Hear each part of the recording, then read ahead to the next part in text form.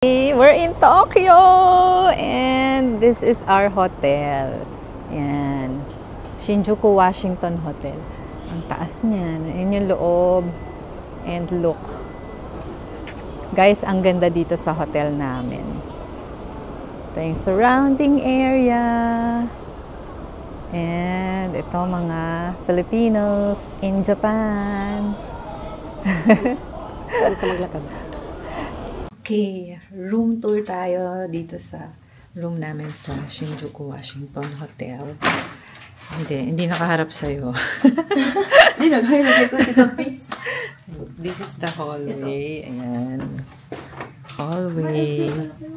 And then, good night. Okay, so, ayan. Ito lang, walang cabinet. May hangeran. And then, ayan. And then, ito. Meron namang full-size mirror. Ah, meron? Ayan. Ito. Tapos, ito yung toilet. Ayan. Super cute na toilet. Kahit di ako pumasok. Ayan. So, ayan na siya. So, yung kettle galing yan sa loob. Nilagay lang namin dito. Kasi dito kami nag-iinit ng tubig. Tapos, yan. Ito yung mga toiletries niya. Yan. Ang babango niyan. And then, meron kaming pa-bathtub dyan. Okay. Yan. The bathtub. And may shower. Okay. And yan.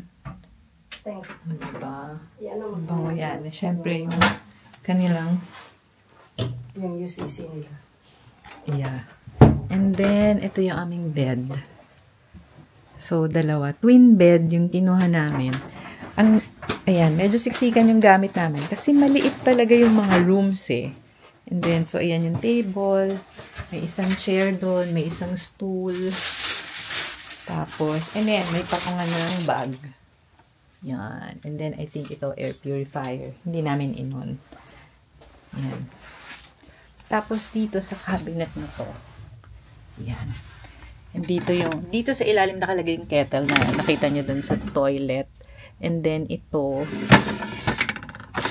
yan, natin yung laman na. Meron silang drip coffee, UCC yan.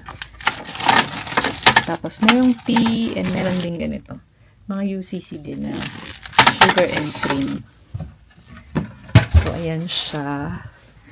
Tapos, dito naman, yan, urong-urong ng konti. Dito nakalagay yung ref. The small ref. Okay. So, yan lang siya. Ganyan ka-cute ang ref. Wala naman kaming nilagay sa loob. Or wala pang ilalagay. That's it. So, yan. Yan yung aming room. Himata kong pakita to. So, merong sleepers. May choice ka. Gusto mo yung ganito or ganito. And then, ayan. So, ni-refill nila today. Tapos, meron pang shine ng shoes. And, ito yung, anong tawag dito, shoehorn. And, they have this parang sanitizer. And then, sa likod pala ng door, ayan, dyan nakalagay. Ayan, kung anong gusto mo ipagawa sa kanila when you leave. So, pwedeng no cleanup. Ito naman, pwedeng papapalitan mo lang yung towels, no cleanup, or papalinis mo yung room. So, ano yan, parang magnet. And then, ididikit mo lang ganyan sa harap ng room. Okay lang. Maganda naman. Actually, maganda dito sa hotel. Ayun. Maliit lang talaga yung mga rooms dito sa Japan. Pero maganda sa Japan. Punta kayo dito.